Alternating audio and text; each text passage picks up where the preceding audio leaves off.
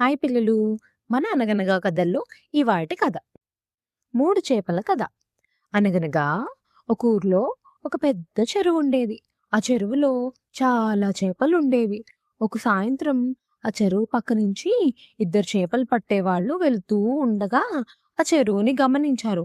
ఇందులో చాలా చేపలున్నాయి. రేపొద్దునే వచ్చి చేపల్ని పడదామని అనుకుని వెళ్ళిపోయారు. అయితే అక్కడే ఉన్న బంగారు అనే ఓ పెద్ద చేప ఇదంతా వినింది. వెంటనే ఆ బంగారు చేప తన ఇద్దరి స్నేహితులైన నీలి, మోతీలకు ఇలా చెప్పింది.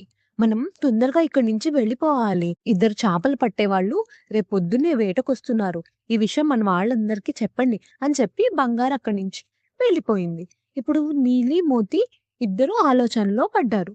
నీలి అనుకుంది, ఆ రేపు వాళ్ళొచ్చినప్పుడు చూద్దాంలే అని. కానీ మోతి అనుకుంది, రేపు వాళ్ళొచ్చినా మన అదృష్టం బావుంటే మననేం చేస్తారులే. అయినా ఈ బంగారుకి చాదస్తం ఎక్కువైపోయింది అని అనుకుని అక్కడి నుంచి వెళ్ళిపోయారు. బంగారు ఈ విషయం తెలిసి వాళ్ళందరికీ చెప్పి రాత్రికి రాత్రే వేరే చెరువుకి ఈదుకుంటూ వెళ్ళిపోయింది. మర్నాడు పొద్దున్నే చేపలు పట్టేవాళ్ళు వచ్చేశారు. వాళ్ళు రావడం చూసి నీలి చురుగ్గా అక్కడి నుంచి అప్పటికప్పుడే వాళ్ళందరినీ తీసుకుని అక్కడి నుంచి వెళ్ళిపోయింది. కానీ మోతి మాత్రం అదృష్టం బావుంటే మననేం చేస్తారులే అని అక్కడే కూర్చుని వాళ్ళకి దొరికిపోయింది.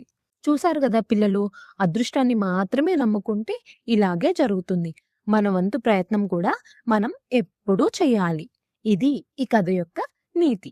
ఇంతటితో కథ కంచికి మనం నిద్దట్లోకి. థాంక్స్ పిల్లలు. మళ్ళీ కలుద్దాం. బాయ్.